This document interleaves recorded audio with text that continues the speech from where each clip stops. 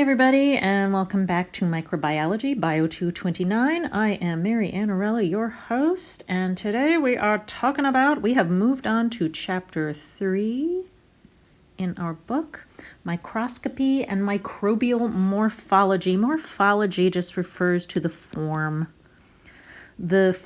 of cells, form of microbial cells, what they look like, basically. So microscopy lets us look at bacterial cells that we cannot see otherwise with our naked eyes. So this lecture today is going to be a lot more PowerPoint driven. Much of it is review, as everybody here has used a microscope before you had to get into this class. So it's going to be some review from previous biology courses and also the work that you had to do for your microscopy labs this past week. Some of you are probably still finishing them up. That's okay. So I'm mostly going to be putting pictures up, and I'll be talking a little less drawing today. So without further ado, all right, Chapter 3, Microscopy and Microbial Morphology. All right, you've already seen this picture of a simple microscope. It's a reconstruction of the one that Leeuwenhoek drew. A simple one just has one lens with a little platform on it to put your specimen. So think of it as a glorified magnifying glass, really. But if you only use one lens, you have fewer options. Okay, if you've ever held up a magnifying lens to something, sure, it helps you see things up close, or I have reading glasses right now so that I can read teeny tiny print. But those lenses, that's just one lens. So let's say you're wearing glasses that magnify things, 2 times. That's it. That's all the magnification you're going to get. But if you use that lens in concert with a second lens, we get something like the microscopes that we have used in lab, and even like the little cheapy ones that you have in your kits. So the magnification that we are using now is a compound microscope. So I just want to be able to write on this. Let's see. Let's go with yellow. Okay, so this is a compound microscope here. It uses two lenses. The ocular lens, which is in the eyepiece, and that magnifies 10 times. So it makes things look 10 times bigger than they are. That's not enough to see bacterial cells.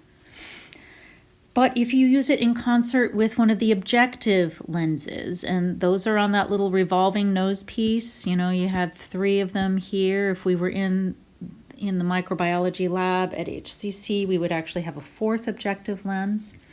But one of those objective lenses magnifies 4 times. One of them is the 10x, or sometimes it's called the scanning objective lens. And on our little plastic, my first microscopes, the most powerful objective lens magnifies 40 times. But total magnification is the magnification of the objective lens times the ocular lens. So when we're using the 4x lens, things look 40 times bigger than they are. That's the total mag. When we use the 10x objective lens, it is 100. And when we use the 40x objective lens, now we're in the ballpark of being able to see anything interesting in regarding bacterial cells. The total magnification is 400x. So you use the two together, that makes a compound microscope. You up your game a lot more that way. All right, basically you just shine a light through your specimen. You flood it with light. If things are clear, you're not going to see much of anything because you're just going to be looking at a bunch of translucent stuff. So we usually have to add stains to our specimen so that we can actually get some contrast. Right.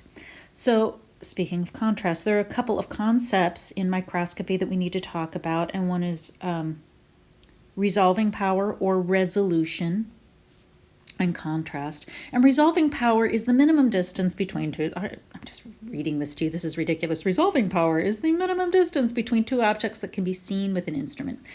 Think of resolving power as using Google Earth. If you're very far away, you probably can look down, if you're looking at your house or your building in Google Earth, let's say there is a tree next to your building.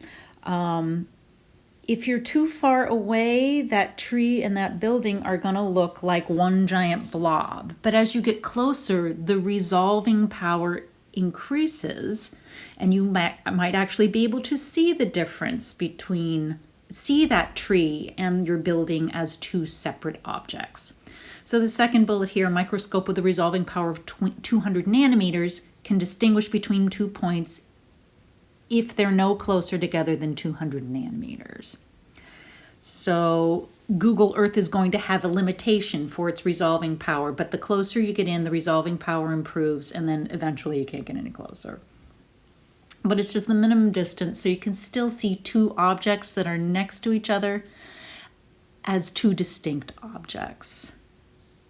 Okay, and contrast is just the number of visible shades in a specimen, and we can increase our contrast oftentimes, most simply, just using a stain, because different parts of the cell will absorb a stain differently. Will absorb more stain or less stain, so we can see more visible shades that way.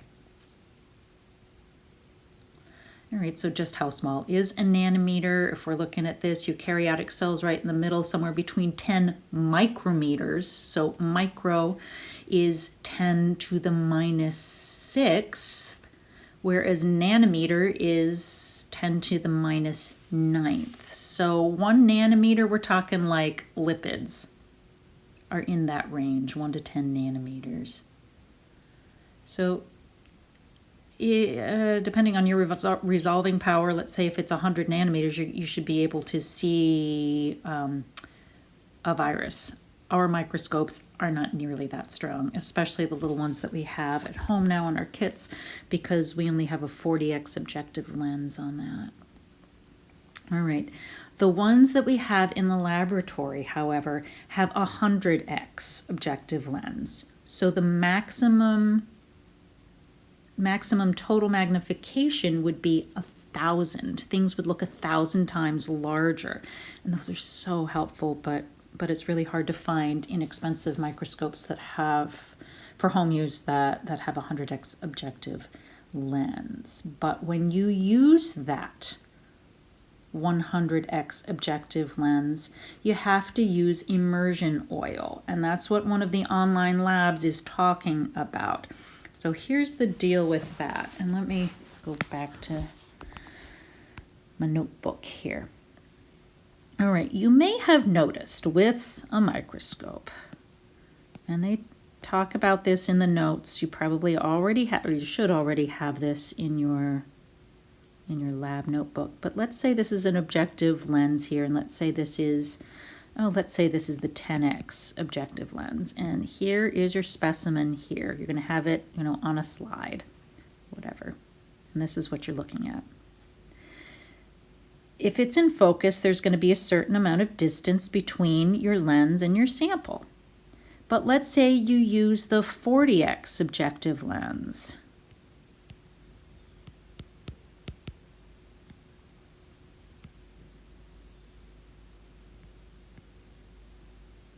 When that's in focus, the working distance goes way the heck down, right? So working distance decreases with increasing magnification. Working distance is just the distance between the objective lens and your sample. Well, if we go to, give myself a little more room here.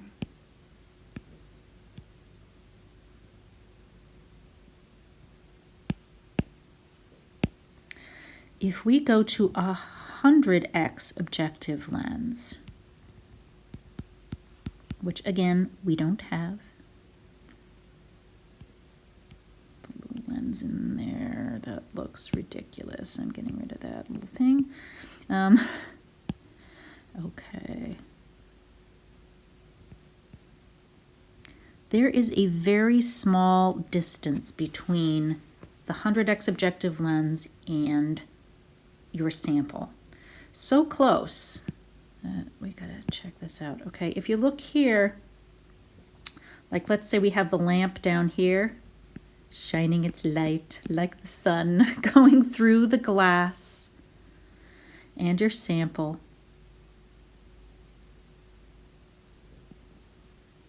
And the light scatters differently through the air. Light travels differently through your glass slide than it does through the air. It actually bends it and scatters the light. But here's the deal. There's so much working distance between the 10x objective lens and your sample, here and here, that there's still going to be enough light. Even though it's being scattered, it's still going to go through here. Likewise with the 40x objective lens. It'll still make it through here. But there's so little space here between the 100x objective lens and your sample that as the light, here it is, the sun down there, travels through the glass, it's going to scatter, but there's so little space in between. There's so little working distance between the 100x objective lens and your sample that not enough light is going to go through here. So the differences between the way light travels through the glass versus the air messes things up. Okay, I'm going to erase all this right there. How light travels, a measure of how light travels through a substance is called the refractive index, or R sub F, refractive index. It's a measure of how light travels through a substance. And the thing is, the refractive index of air is not the same as the refractive index of the glass on your slide. So it screws it up. And you can't see much of anything with a 100x objective lens. So what we do to fix that, shoot, don't do that. What we do to fix that is we use immersion oil, and we put a drop of oil on here. And when it's in focus under the 100x objective lens, that 100x objective lens is touching the oil. So there's oil between your sample and the objective lens. And the cool thing about this is that the refractive index of the oil is pretty much equal to the refractive index of the glass. So it allows the light to go straight through, and we get more light going through the sample into your objective lens so you can see things better. So that's why you have to use oil immersion. I mean, immersion oil.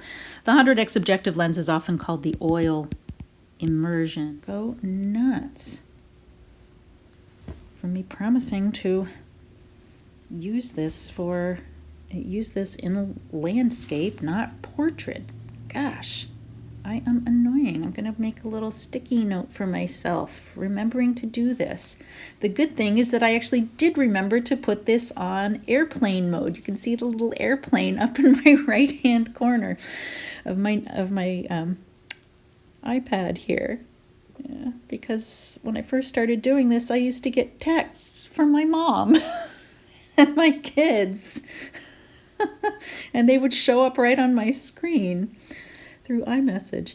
Anywho, okay, getting with the program here. All right, so oil immersion keeps that light from bending too much so we can see things there. All right, so there are a lot of different types of microscopy. And light microscopy, mostly what we are using is bright field, where we just flood our sample with light, have a stain on it so that we can actually see differences, but things look dark against a light background. And this generally takes advantage of refracted light. See this all the time. Not all light microscopy floods things with light, and we just use a stain to see things. There are different types of microscopy. One is called phase contrast. This is expensive stuff, by the way, so we're not doing it that way. But it takes advantage of the difference of phase cycles, differences of RF, the way light bends through particular substances that our eyes can't see on their own, but this instrument actually can. And for cells that don't take up stain, this is really helpful. We're not going to be doing any of this. But it takes advantage of phase shifts, which are involve differences between refractive indexes, between different substances and different cell types. Okay, dark field. This is when instead of flooding your sample with light from below, you have it come in at an angle, and so the light will scatter differently, and so you can get a nice digital image of this. So this is really nice for samples that you can't stain. I mean, any bacteria that we look at in the lab, you got to kill the bacteria to be able to stain it. You can't see living bacteria that way.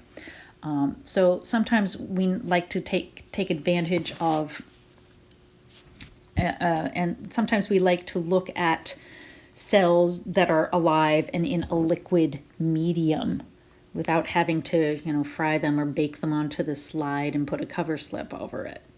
So this here is actually Volvox. I don't know if any of you remember Volvox, but it was one of the cells. It's an algal cell that we looked at in Bio229. It was the one that looked like a green disco ball with a bunch of green, or like a giant green hamster ball with a bunch of hamster balls inside. That's what this is.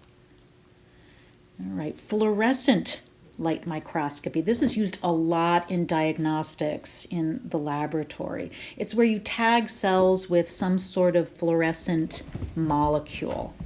And sometimes it's an immunofluorescent illumination where you have an antibody that has been tagged with a fluorescent substance, and the antibody will bind to a cell that way.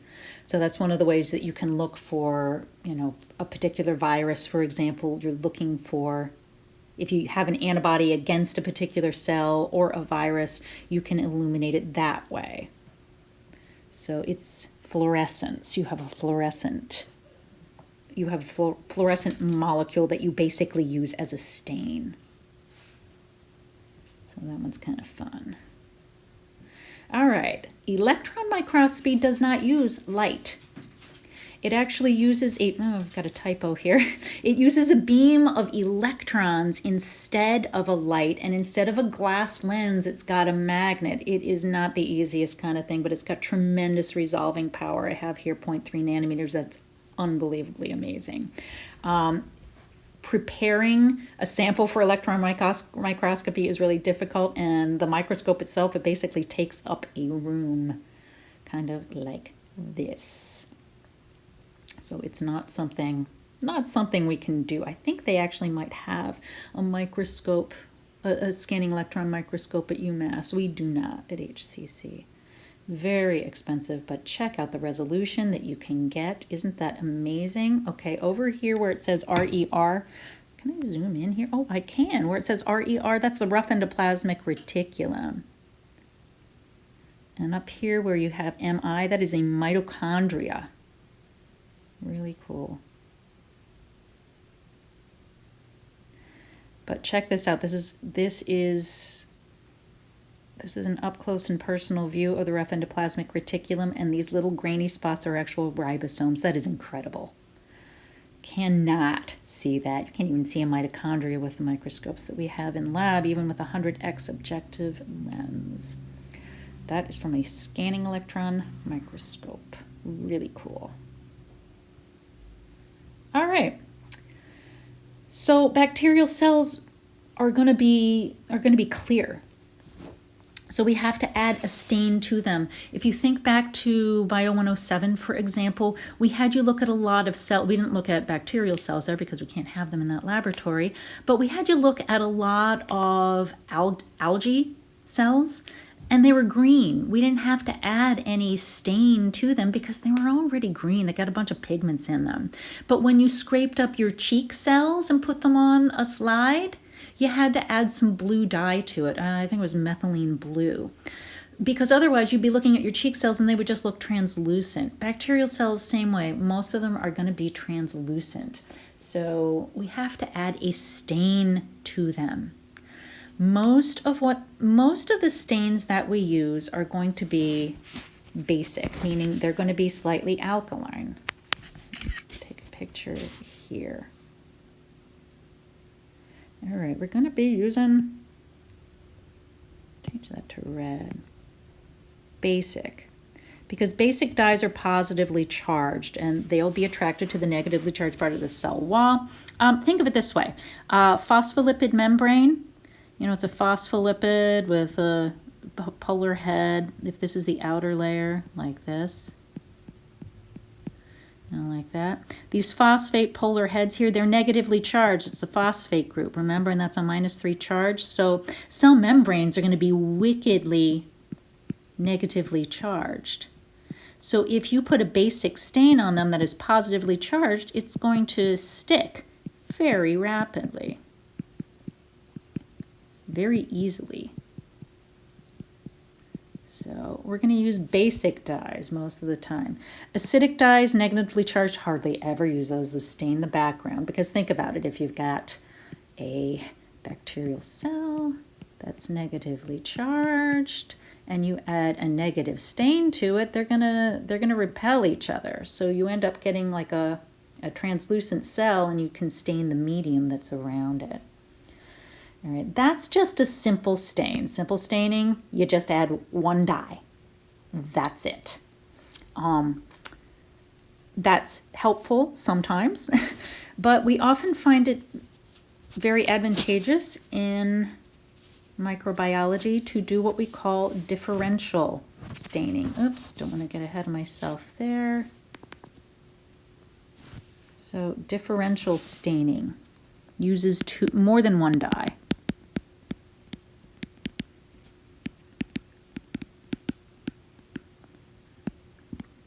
Uses more than one stain,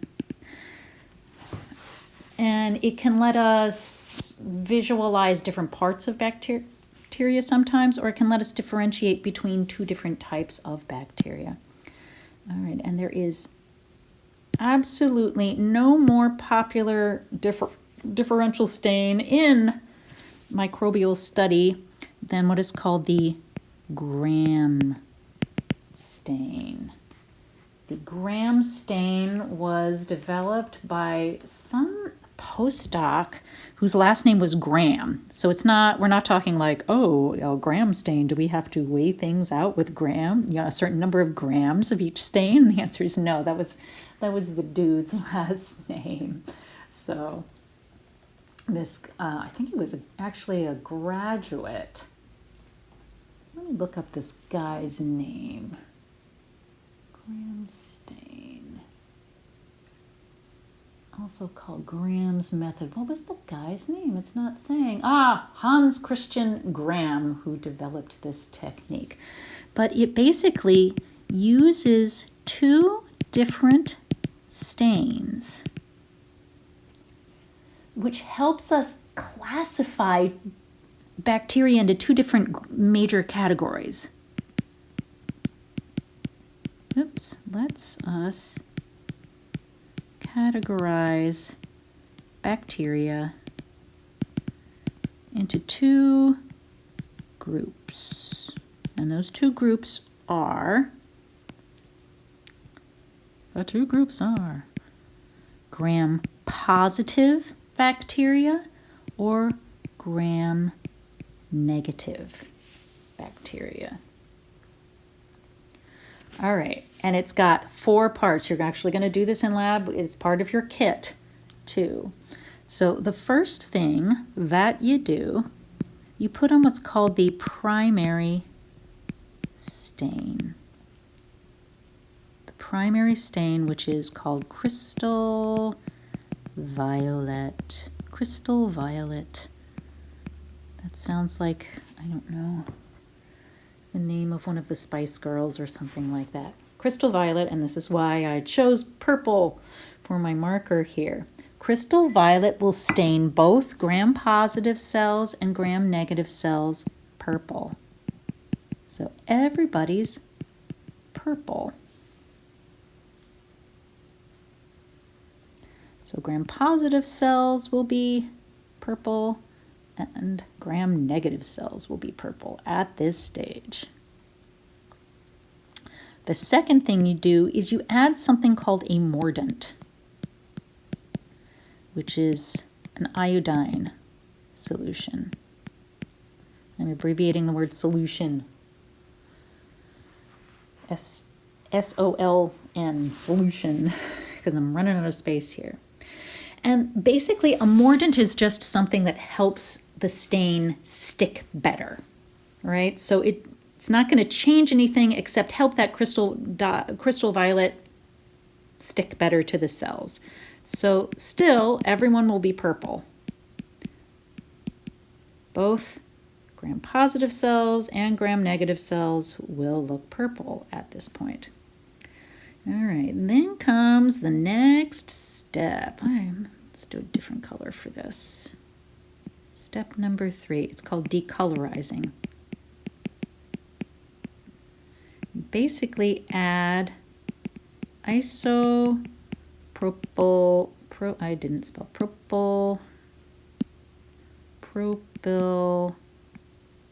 alcohol. Okay, so that's why you had to buy that stuff, that 70% isopropyl alcohol or isopropanol. Okay, what isopropyl alcohol does is it removes stains. Like if you ever hear that thing like, well, if somebody spills red wine like on a carpet, you can pour white wine on it and that'll take the color out because white wine's got alcohol in it. Those Tide stain sticks, if you have any of those things have alcohol in it and it removes stains. So that's pretty much what we're doing to our bacterial cells in this third step of decolorizing. It's like we're taking a stain stick to our sample and removing this purple dye. But here's the deal. If you just decolorize and you add isopropyl alcohol, to your sample on a slide. Here, I should draw slides around these cells here.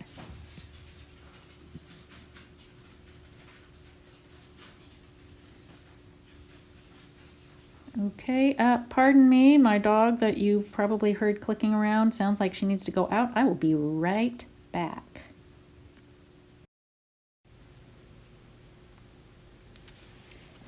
And we're back. Apologies for that, but I heard her pacing in a way that I knew she had to go, and she was going over to the door too, and she's an older dog and needs to go out a little more often. I'm like, no, wait, I'll be right there. Anywho, where were we? Oh yeah, gram stains. Okay, isopropyl alcohol will remove stain. It'll remove stain from your clothing. One time in laboratory, I was wearing my white lab coat as usual, and some student spilled a whole bunch of the crystal violet dye like all over, and it like got on me like crazy, and we just took the little a little squirt bottle, not a spray bottle, a squirt bottle of isopropyl alcohol, just put it right, and it came right out of my lab coat. So isopropyl alcohol will remove stain, but the thing is, with the decolorizing step, you do it really quick. Just very briefly. You don't let it sit on there forever. And the thing is that if you do this just right, gram-positive cells will stay purple. They'll still be purple. Whereas gram-positive cells will decolorize very easily. Decolorize easily.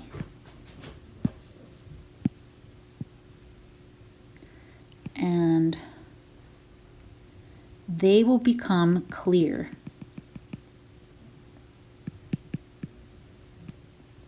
Right there. So you want to decolorize, but you don't decolorize too long. I mean, even gram-positive cells will decolorize after a while, but if you do it just right, gram-negative cells will decolorize much faster than gram-positive cells. So when you get to the next step, the fourth step, which is what we call a counter stain, and that's with something called safranin. It's a red stain. Gram-positive cells won't take up the counter stain because they haven't been decolorized. They still have the crystal violet on them, so they will be purple. They'll still be purple on their slide. But because gram-negative cells were decolorized, they will take up the stain, and they will take up the counter stain, and they will be red. Most bacteria will fall into one or other category here. Gram-positive, which will stay purple, or gram-negative, which will be red. And that is important because it turns out that there is a structural difference between gram-positive cells and gram-negative cells. So the difference is that gram-positive cells, I don't want that.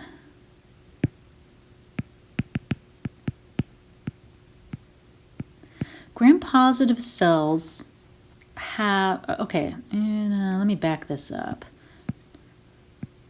Hang on, I want to clear up a misconception first. Bacterial cells have a phospholipid bilayer, right? That's the cell membrane.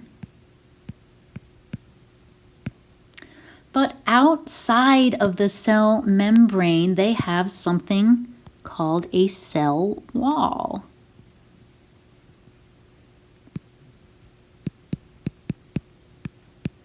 And it's the cell wall that has peptidoglycan.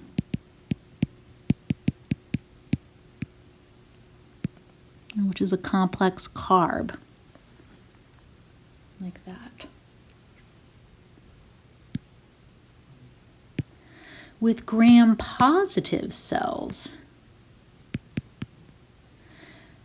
the peptidoglycan layer is very thick in the cell wall, and it's very cross-linked to each other. So gram-positive cells have a thicker, more highly cross-linked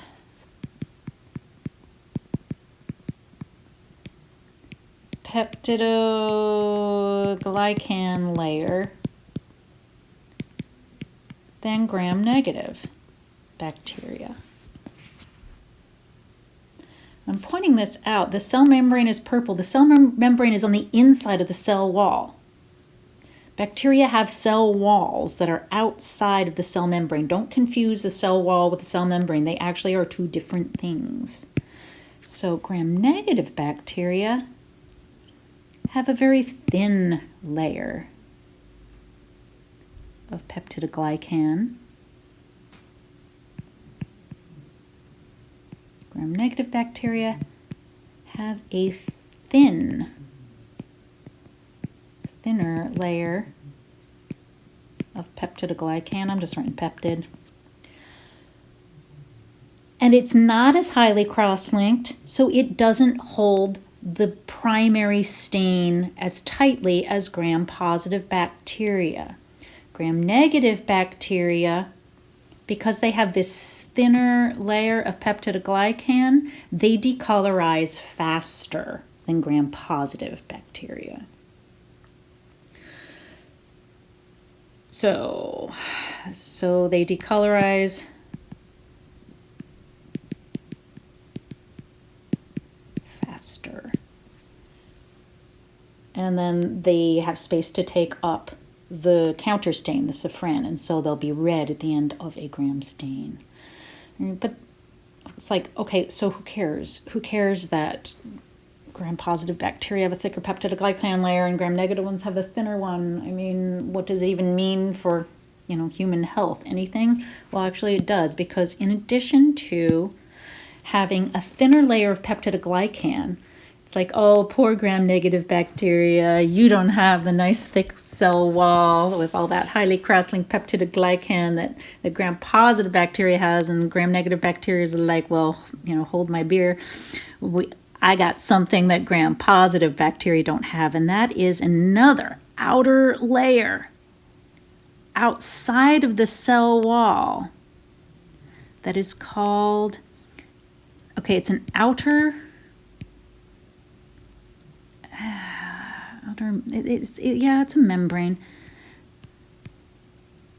of what's called lipopolysaccharide layer, or LPS. So it's an outer membrane that's made up of lipopolysaccharide, so polysaccharide with a little bit of lipid on it. And what's interesting about this outer membrane, so gram-negative bacteria have an outer LPS layer that makes it harder for some drugs to actually get through. They can't get through this outer lipopolysaccharide layer. So a lot of antibiotics that can get into a gram-positive bacteria won't make it inside a gram-negative bacteria. So it's actually very important for public health to know whether or not a bacterial infection is caused by a gram-positive bacteria or a gram-negative bacteria, because it's going to inform your physician as to which type of antibiotic to give you. So many drugs can't make it through the LPS. So for example, lysozyme is an enzyme that's common in saliva and tears. It's an antimicrobial that actually will destroy bacteria, and we naturally make it. Lysozyme will destroy gram-positive bacteria, but it can't get past the outer LPS of gram-negative. So lysozyme will destroy gram-positive bacteria, but not gram-negative bacteria.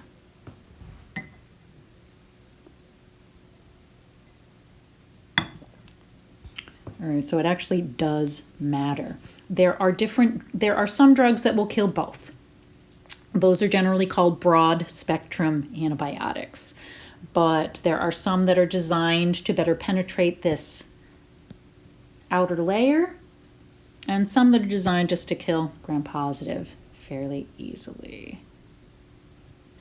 So let's see. So the gram stain is important. And yes, here we go.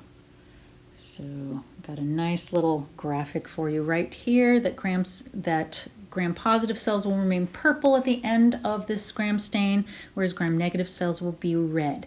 I want to point out, however, think about, like, let's say you're doing this gram stain and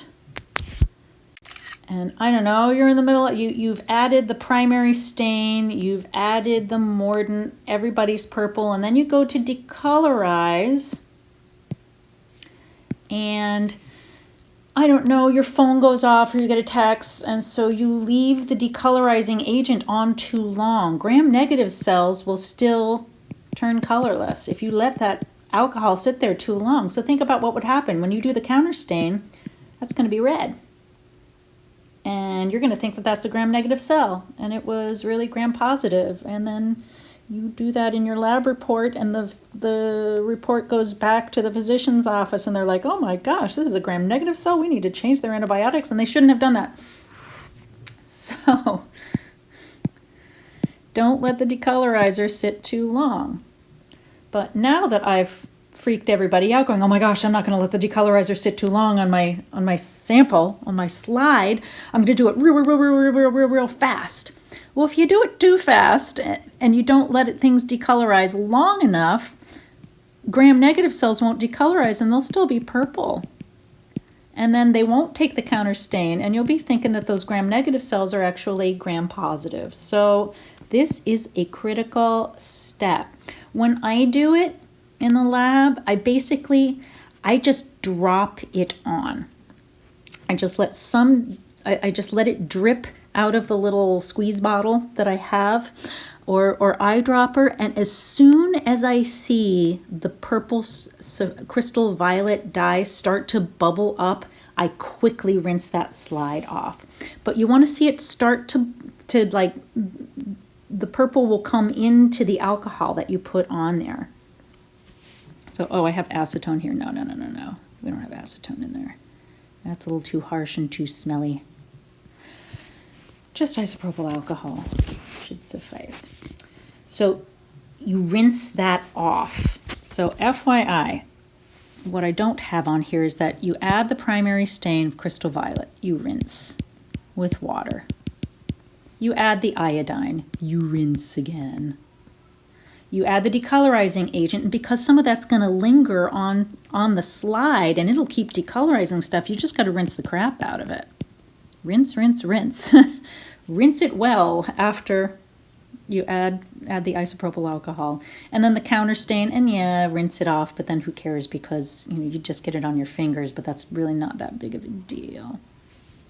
Alrighty. So we're going to be doing the gram stain eventually, and 2 weeks from now in lab, and we will spend more time talking about that as well, because there's other things. Before you can even start the staining process, you have to prepare your slide and get your bacteria to stick to the slide, and that's called making a smear. So we'll do all that and we'll talk about it in lab.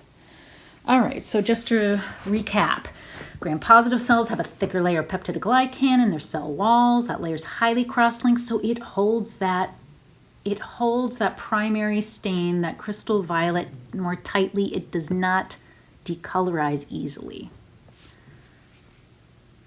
Gram-negative cells got a thinner layer, so they decolorize much more easily. So, but the kicker is that they've also got that outer lipopolysaccharide membrane that makes it more resistant to certain antibiotics. So, it's a trade-off. I really would have a hard time deciding, if I were a bacterial cell, would I rather be a gram-positive cell or would I rather be a gram-negative cell? Here is a nice example of a gram stain of a mix of both. So, okay, I know the purple looks almost black. It's really, really dark purple, like that.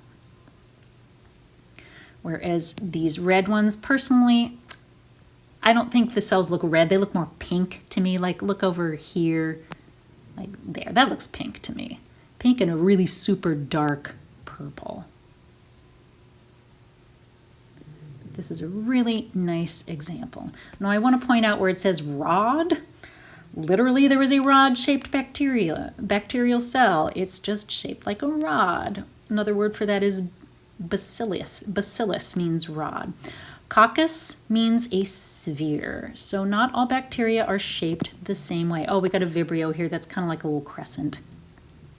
So we need to know those terms right there. Oh, nope. I guess I'm going to talk about different stains first.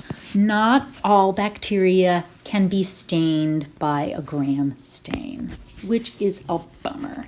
Some of them, like this Mycobacterium, have a very waxy outer layer that the crystal violet can't even get in. So we have to use something called an acid-fast stain for that. There we go. So we use acid-fast Mycobacterium. This is actually, it's a Mycobacterium that causes tuberculosis, TB. It has a very waxy outer layer. There are some bacteria that have a capsule around them. Like let's say we have this little bacterial cell here. And it has like this little slimy layer around it that is called a capsule. A lot of stains can't get through that capsule. So we have to do what's called a capsule stain. And these stains are, an acid fast stain and a capsule stain are a pain in the butt. Flagella stain, a flagella is made of protein, and a lot of proteins just don't take up a stain very well. Really difficult to see flagella without a special stain. Now an endospore stain, yeah, we can do special endospore stains, and we've talked about what an endospore is, but to be quite honest, we see endospores still with a gram stain. We've seen them in labs on bacillus a lot. So an endospore stain, not as hard to see. Not as hard to see as, your booklets on. All right, so let's get into morphology, what these things actually look like, and the parts of a cell. Again, a lot of this stuff is going to be old stuff for you, just review, but some of it's new, so let's talk about let's not talk about that yet. I'll come right back to this. Let's talk about bacterial shape and groupings. Okay, a rod is just something that is shaped like, I don't know, like a vitamin pill. And bacillus, the term bacillus means rod-shaped. A rod shape is like that. A coccus is a sphere. Bacterial cells in culture will form groupings. Like sometimes they'll be in chains, and that means strepto refers to in chains. So here is a streptobacillus. And you'll get this long chain. So a streptobacillus. You can get staphylo. Staphylo means they are clusters, and it has to do with how they stick together, based on when they divide. Like if this cell, let's say this cell is going to divide here and they stay stuck to each other, you're going to end up with cells like that. Okay, but staphylo is clustered, so here's a cluster of cocci. So this would be a staphylococcus. So staphylococcus. Streptobacillus, chains of bacilli, staphylococcus, clusters of cocci, of spheres. Diplococcus would be just a group of two. So, something like that would be a group of two. So I just wanted to talk about those.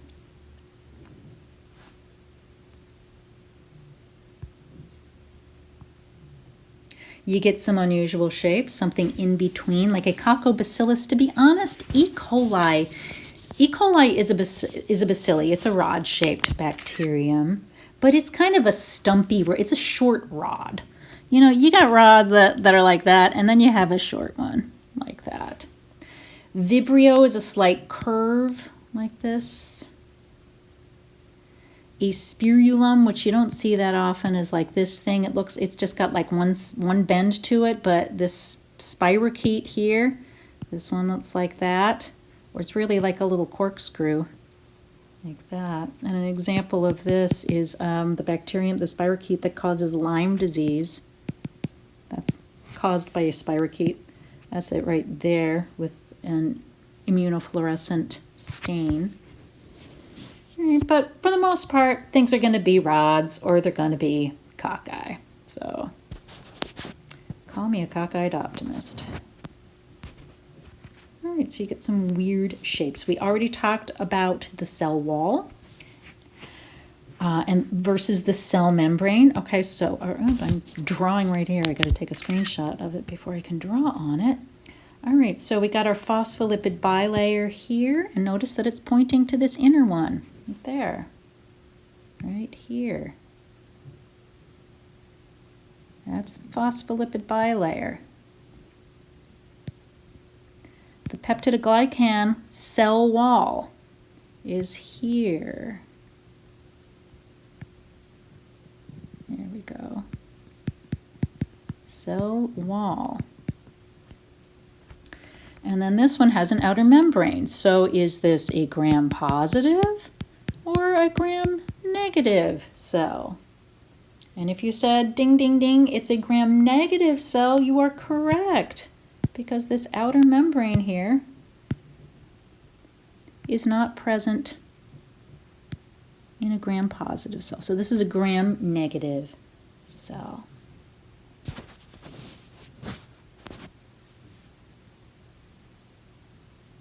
Alrighty, we've seen this exact figure before, talking about the phospholipid bilayer. It's got proteins embedded in it and everything.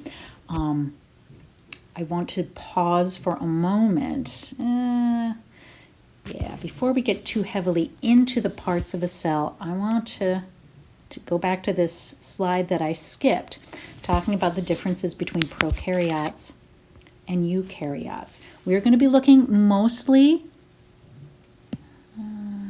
let's get a yellow going here. Most of what we're going to be talking about throughout the semester are prokaryotes. Bacteria are prokaryotes, but there are some eukaryotic microbes as well, like, yeast, algae, other fungi. Yeast is a fungi, protozoa. And we got to make sure we know the differences between prokaryotes and eukaryotes. Now the big one is, well, prokaryotes don't have a membrane-bound nucleus or organelles. And eukaryotes have a true nucleus and organelles, such as, mitochondria and chloroplasts, if you're, plants or photosynthetic, algae. But there are more differences than that, of which I have listed these.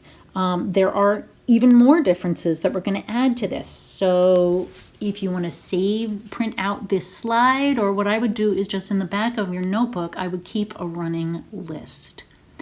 So there are going to be more differences between prokaryotes and eukaryotes than this. Another difference, prokaryotic chromosome, there's only one, and it's circular. So if we've got a prokaryotic cell here, it's got one circular chromosome like that. Eukaryotes have linear chromosomes, and they are, of course, inside the nuclear membrane here. So we got linear chromosomes, the chromatin inside the nucleus. Prokaryotes don't have a nucleus, they just have what we call a nucleoid region. Additionally, there are no histone proteins associated with prokaryotic chromosomes, whereas there are histones associated with eukaryotic chromosomes. Histones are proteins that are wound around the DNA. I'm going to jump ahead in my oh no, I have to end this, darn it. I'm going to jump way the heck ahead here and show you what histones look like. Come on. Way ahead.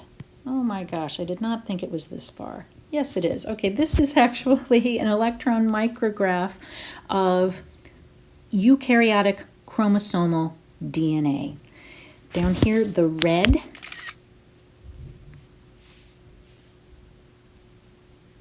this is the DNA, and these blue things are histone proteins. In eukaryotes, the chromosomal DNA is actually wound around these things like it's a spool, like it's thread around a spool. And it actually kind of looks like a knob. And if you think about it this way, histone proteins actually play a role in turning genes on or off. So for example, if things are wound tightly around the histone proteins, then copies of the DNA can't be made if there's all this stuff around there. So I just wanted to show you that little bit right there. Now we'll go way back. Avert your eyes if this is too fast here, but I did want to go ahead and show you that. come on back. Here we go. We've already talked about how prokaryotes have peptidoglycan, but eukaryotes do not have peptidoglycan, so we got that. Prokaryotes don't do mitosis. They do reproduction that's called binary fission, which is a really simple process. There's basically no nuclear division because they don't have a nucleus. And these things also have different size ribosomes. Prokaryotes have 70S ribosomes, eukaryotes have 80S ribosomes. So that S stands for Svedberg units. It has to do with how ribosomes migrate in a centrifuge, basically. But we will talk a little bit more about ribosomes and the parts of a bacterial cell next time. See you later.